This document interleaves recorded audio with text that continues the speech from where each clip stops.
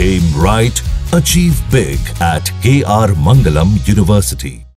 और अब बात धराली की। धराली में आई तबाही का छठा दिन है।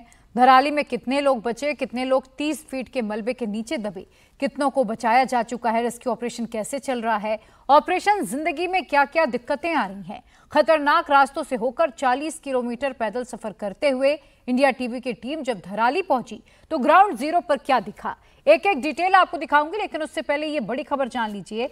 धराली में छठे दिन रेस्क्यू ऑपरेशन तेज हो चुका है। 100 से ज्यादा लोग अभी भी लापता हैं। पोकलैंड मशीन से मलबे को हटाने का काम फुल स्पीड से किया जा रहा है। एनडीआरएफ, एसडीआरएफ, आईटीबीपी के साथ साथ सेना के जवान भी ग्राउंड पर एक्टिव मोड में हैं।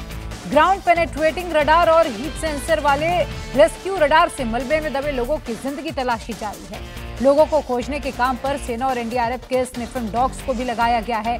लगातार आपको बता दें, मलबे के बीच से जिंदगी को ढूंढने के लिए रेस्क्यू और सर्च ऑपरेशन तेज हो गया है।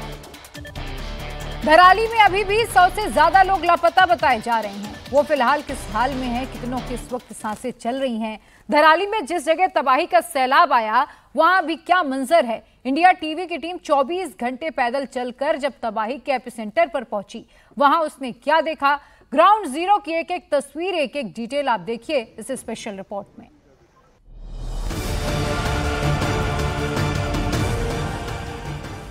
ये उत्तरकाशी के धराली की सबसे नई तस्वीरें हैं। वही धराली जहां 5 अगस्त की दोपहर करीब 2 बजे सैलाब आया, अपने साथ मलबा लाया, जिसने 34 सेकंड में ही गांव के 50 से ज्यादा घरों को तबाह कर दिया। धराली गांव के बाजार, मकान और होटल के साथ साथ इंसान भी बह गए। फ्लैश फ्लड का अटैक इतना तेज था कि जगह जगह पहाड़ टूटे हुए हैं। देवदार के ऊंचे पेड़ों के बीच मलबे का अंबार नजर आ रहा है। 5 अगस्त को आई तबाही के बाद धराली में हर तरफ बर्बादी का मंजर है। हालांकि अब तक साफ नहीं हो पाया है कि ये बादल फटने से हुआ या फिर ग्लेशियर लेक फटने से ये सैलाब नीचे की तरफ आया। इस हादसे में अब तक 5 से ज्यादा लोगों की मौत की तस्दीक हो चुकी है। 100 से ज्यादा लोग लापता बताए जा रहे हैं। धराली में कितने लोग बचे, कितने लोग 30 फीट के मलबे के नीचे दबे, कितनों को बचाया जा चुका है, रेस्क्यू ऑपरेशन कैसे चल रहा है, ऑपरेशन जिंदगी में क्या क्या परेशानी आ रही है, इंडियन आर्मी के जवान कैसे बड़े बड़े पत्थरों के नीचे दबी जिंदगियों की तलाश कर रहे हैं। खतरनाक रास्तों से 40 किलोमीटर पैदल सफर करते हुए इंडिया टीवी की टीम जब धराली पहुंची तो ग्राउंड जीरो पर क्या देखा। धराली पहुंचने के लिए 18 घंटे के इस पैदल सफर में कितनी मुश्किलों का सामना करना पड़ा, ये सब आपको बताएंगे। लेकिन सबसे पहले इन तस्वीरों को देखिए और समझिए कि इस वक्त धराली में कितने मुश्किल हालात हैं। हेलीकॉप्टर और ड्रोन की मदद से फ्लैश फ्लड वाले पूरे एरिया का सर्च किया जा रहा है। सेना के सीनियर अफसरों की टीम मौके पर मौजूद है, जहां से फ्लैश फ्लड की शुरुआत हुई और जहां तक तबाही हुई है, उस पूरे इलाके के चप्पे चप्पे को चेक किया जा रहा है। उत्तरकाशी समेत उत्तराखंड में हो रही लगातार बारिश और लैंडस्लाइड की वजह से वहां पहुंचना बेहद मुश्किल हो रहा है। इंडिया टीवी की टीम आपको ग्राउंड जीरो की एक्यूरेट रिपोर्ट देने के लिए कठिन रास्तों से चलकर वहां पहुंच चुकी है।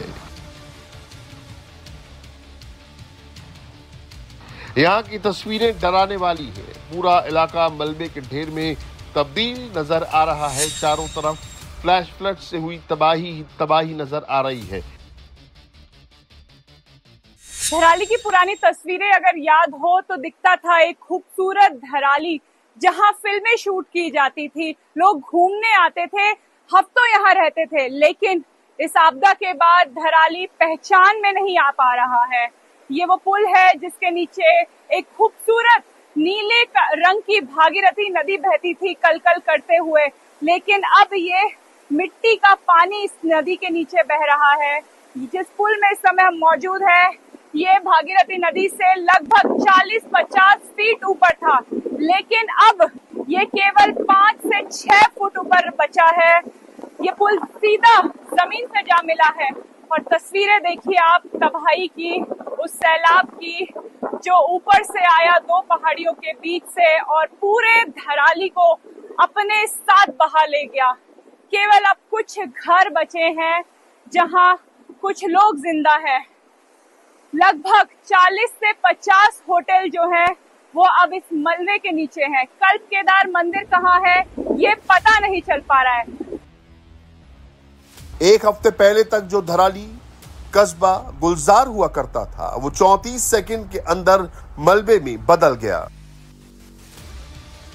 धराली कस्बे की तस्वीरें हम आपको दिखा रहे हैं, कैसे बादल फटा और 2 बार का सैलाब पूरे धराली को अपने साथ मलबे में ले गया।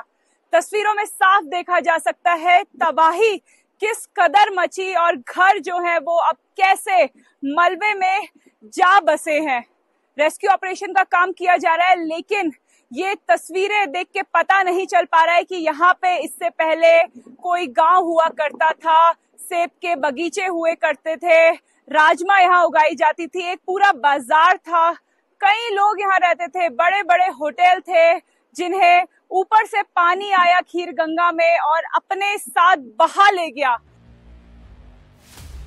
धराली के अलावा 5 तारीख को हर्षिल में भी विध्वंस हुआ था। बादल फटने से गंगोत्री हाईवे से लगा हर्षिल का आर्मी कैंप मलबे की चपेट में आ गया था। उत्तरकाशी से हर्षिल 18 घंटे का सफर तय करने के बाद इंडिया टीवी की team Harshil army base camp पहुंच चुकी है, जहां पे बादल फटा था और बादल फटने के बाद जो मलबा आया वो अपने साथ आर्मी बेस कैंप का एक बड़ा हिस्सा, आर्मी बेस कैंप का हेलीपैड अपने साथ मलबे में ले गया। इस समय आर्मी बेस कैंप में एक बड़ा सर्च ऑपरेशन चलाया जा रहा है। स्नाइपर डॉग्स को बुलाया गया है, हाथ से खुदाई की जा रही है क्योंकि 20 से 30 फुट का मलबा यहाँ पे इकट्ठा हो चुका है। ये जो रास्ता आप देख रहे हैं ये पहले एक सड़क होती थी जो हर्षिल से गंगोत्री जाती थी, लेकिन यहाँ पे अब आपको सिर्फ मलबा और पानी की धार नजर आएगी, जिस वजह से सड़क मार्ग अभी भी खुल नहीं पाया है धराली के लिए। और जो सर्च ऑपरेशन है, रेस्क्यू ऑपरेशन है, उसमें मुश्किलें आ रही हैं। कोशिश है इस 20 से 25 फुट के मलबे को हटाना और मलबे के नीचे जो दबा है उसे ढूंढना। धराली जाने वाले रास्ते में जगह जगह सड़कें और पुल टूटे हैं, जिन्हें बीआरओ की टीम तेजी के साथ बनाने में जुटी है। रोड और सड़क टूटने की वजह से हर्षिल से लोगों को निकालने में मुश्किल आ रही है। यही वजह है कि अभी भी हेलीकॉप्टर के जरिए इलाके में फंसे लोगों को एयरलिफ्ट किया जा रहा है। पिछले 24 घंटे में सेना और सिविल हेलीकॉप्टर से 200 से ज्यादा लोगों को एयरलिफ्ट किया जा चुका है। धराली में ऑपरेशन जिंदगी 5वें दिन भी जारी है। इस समय हम हर्षिल हेलीपैड में मौजूद हैं, जहां सेना ने कमान संभाली हुई है। 3 चरणों में इस रेस्क्यू ऑपरेशन को किया जा रहा है। लोगों को ढूंढा जा रहा है, सर्च ऑपरेशन चलाया जा रहा है, लोगों को इवैक्यूएट कराया जा रहा है। लॉजिस्टिक भी सेना के विमानों से हर्षिल और धराली पहुंचाया जा रहा है, क्योंकि धराली और हर्षिल सड़क मार्ग से अभी भी डिस्कनेक्ट है। वो लोग जो अभी फंसे हुए हैं उन्हें ढूंढा जा रहा है। कुछ टूरिस्ट अभी भी गायब है, कुछ नेपाली लोग अभी भी गायब है, जिनको ढूंढने के लिए युद्ध स्तर पे इस समय ऑपरेशन जिंदगी चल रही है। मेरे पीछे आप Mi-17 देख रहे हैं जो जॉलीग्रांट एयरपोर्ट से उड़ा और उत्तरकाशी के हर्षिल में आया। ऐसे ही उत्तरकाशी और देहरादून के जॉलीग्रांट से हर्षिल के लिए एयर पैसेज बनाया गया है और लगातार रेस्क्यू ऑपरेशन जिंदगी के तहत चलाया जा रहा है। धराली में फंसे लोगों को निकालने के लिए एनडीआरएफ, एसडीआरएफ, आईटीबीपी के साथ साथ सेना के जवान भी ग्राउंड पर एक्टिव मोड में है। रेस्क्यू टीम जान हथेली पर लेकर लोगों को बचाने का काम कर रही है। इस समय हम धराली में मौजूद हैं, जहां मैं खड़ी हूं।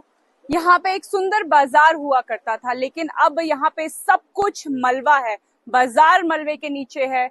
सर्च ऑपरेशन चलाया जा रहा है क्योंकि ये आंकड़ा है कि 100 से ज्यादा लोग अभी भी मिसिंग हैं।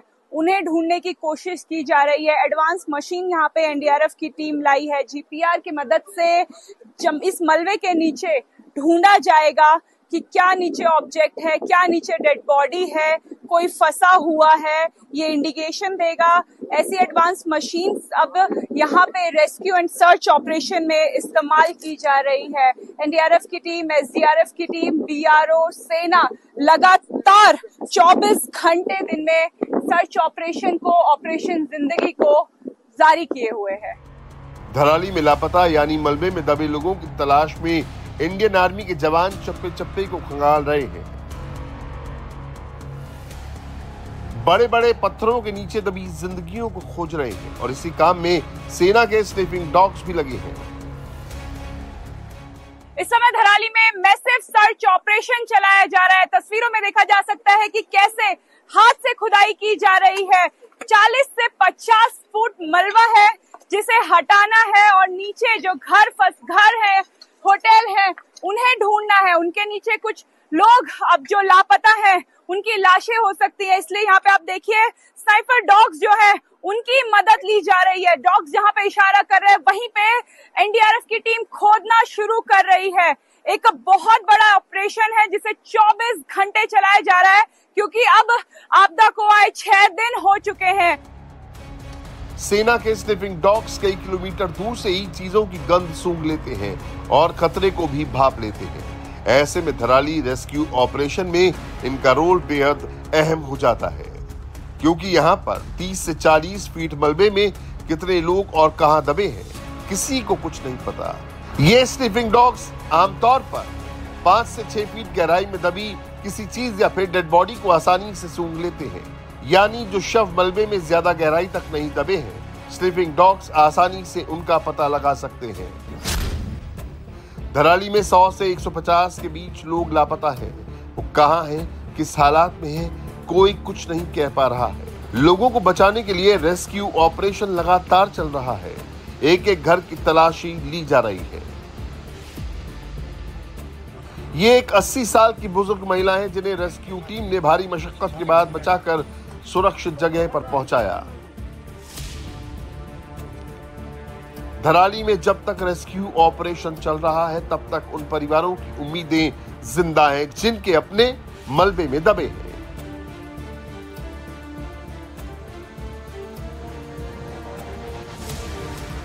उम्मीदें अब सिर्फ आखिरी बार चेहरा देखने की हैं, जो धीरे धीरे धूमिल होती जा रही हैं।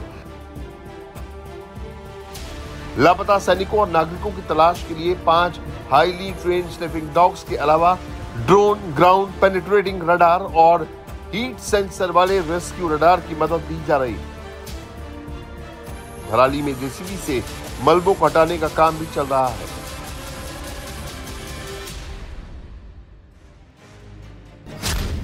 हीट सेंसर वाले रेस्क्यू रडार से मलबे में दबे लोगों की हीट और मूवमेंट का पता लगाने की कोशिश हो रही है। हालांकि ये सेंसर सिर्फ जिंदा लोगों को पता लगाने में सक्षम होते हैं। जमीन के 15 से 20 फीट नीचे तक यही ब्रीदिंग, हार्ट बीट और बाकी तरह की मूवमेंट को सेंस कर लेते हैं। आर्मी, स्टेट गवर्नमेंट और बाकी अदर एजेंसीज जितनी हैं यहाँ पे 5 तारीख से लगातार काम कर रही हैं रेस्क्यू और रिलीफ ऑपरेशंस के लिए। अभी आज के दिन में हमारा फोकस है जो लोग गांव के दब गए हैं, इसमें जो क्लाउड बर्स्ट हुआ है उसमें उनको खोजने की। आपके पीछे भी आप देख रहे हैं कि रडार का इस्तेमाल किया जा रहा है और डॉग्स और डिगिंग पार्टीज जहां पे रडार और डॉग इंडिकेट करते हैं वहां पे खोद के उनको निकालने की कोशिश कर रहे हैं। ये ग्राउंड पेनिट्रेटिंग रडार है जो कि ज़मीन में दबे हुए कोई इंसान हो या कोई इलेक्ट्रॉनिक हो या कोई मेटल पार्ट हो उसको पहचानता है और इसकी मदद से हमें एक अंदाज़ा मिलता है कि हम कहाँ पे अपना रेस्क्यू का एफर्ट फोकस करें ताकि अगर कोई दबाव से जल्दी जल्दी निकाला जा सके। हालांकि अब धराली में किसी के जिंदा होने के चांस लगभग खत्म होते जा रहे हैं, लेकिन जिंदगी बचाने की जंग की कोशिश में कोई कमी नहीं है। हीट सेंसर वाले रेस्क्यू रडार के अलावा एडवांस पेनिट्रेटिंग रडार का इस्तेमाल से मलबे में दबे लोगों को सर्च किया जा रहा है। Advance penetrating radar system dead body का भी पता लगा सकता है। ये जमीन के नीचे एक हाई फ्रीक्वेंसी वेव भेजता है जिससे मिट्टी, पत्थर, हड्डी और अन्य धातुओं की पहचान रंगों के जरिए की जाती है। इस तकनीक से 20 से 30 फीट नीचे तक दबी चीजों की पहचान की जा सकती है। आज इस एरिया में जब जवान लगे हैं तो हमने GPR मंगाया है, ground penetrating radar that is, तो उससे देखते हैं वो नीचे तक जाता है तो हमें उम्मीद है ये प्रोबेबल एरिया है। हमने गांव वालों के साथ और जो उनके नियरर डियरर हैं और जो वीडियोस हैं आपने भी देखे होंगे, तो उनको कोरिलेट करके हमने एक थोड़ा सा सस्पेक्टेड एरिया उसको हमने किया हुआ है और इसी प्रकार हमने साइट्स भी बांटी हुई हैं। साइट ए, साइट जो GPR मशीन है ये कितनी फीट नीचे तक स्कैन कर पाती है? ये देखिए, चूंकि आप देख रहे हैं स्लसी है, पानी आ रहा है लगातार, अगर ये सॉलिड फॉर्म में हो तो ये 40 मीटर अंदर तक जो है पेनिट्रेट कर सकता है। बट वी आर होपफुल, यहाँ पे 40 मीटर की जरूरत नहीं है, यहाँ पे 10 मीटर तक भी अगर चला जाएगा तो we could be succeed in that. Dharali में रेस्क्यू ऑपरेशन तेज है, लेकिन जैसे जैसे वक्त गुजर रहा है उम्मीद का दामन छूट रहा है।